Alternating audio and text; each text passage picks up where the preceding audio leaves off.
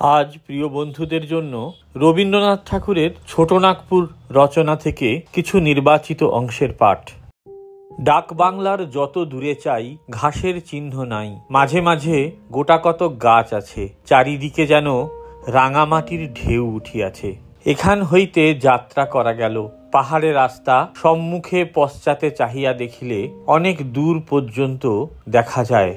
একবার কষ্টে সৃষ্টে টানিয়া ঠেলিয়া গাড়ি চড়াই রাস্তার উপরে তুলিতেছে, একবার গাড়ি গড়গড় করিয়া দ্রুত বেগে ঢালু রাস্তায় নামিয়া যাইতেছে। ক্রমে চলিতে চলিতে আশেপাশে পাহাড় দেখা দিতে লাগিল, লম্বা লম্বা সরু সরু শাল গাছ, উইয়ের ঢিবি, কাটা গাছের গুঁড়ি, স্থানে স্থানে এক একটা পাহাড় আগাগোড়া কেবল দীর্ঘ সরু পত্রলেশ শূন্য গাছে আচ্ছন্ন।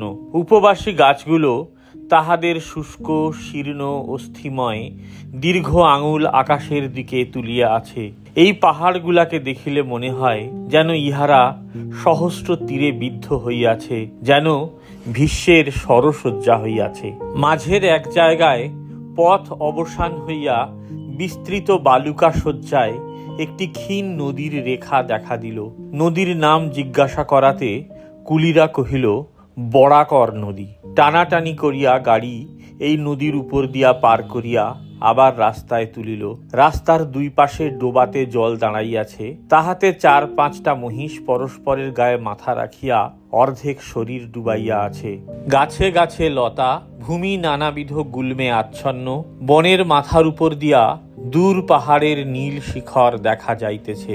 মস্ত মস্ত পাথর, পাটলের ফাটলে এক একটা গাছ তাহাদের ক্ষুধিত শিকড়গুলো দীর্ঘ হইয়া চারিদিক হইয়া বাহির হইয়া পড়িয়াছে। পাথরখানাকে বিদীর্ণ করিয়া তাহারা কঠিন মুঠি দিয়া খাদ্য আঁকড়িয়া ধরিতে চাহে।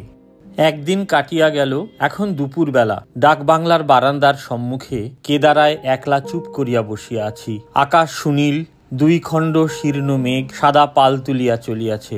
অল্প অল্প বাতাস আসিতেছে, একরকম মেঠো মেঠো ঘেঁষো ঘেঁষো গন্ধ পাওয়া যাইতেছে।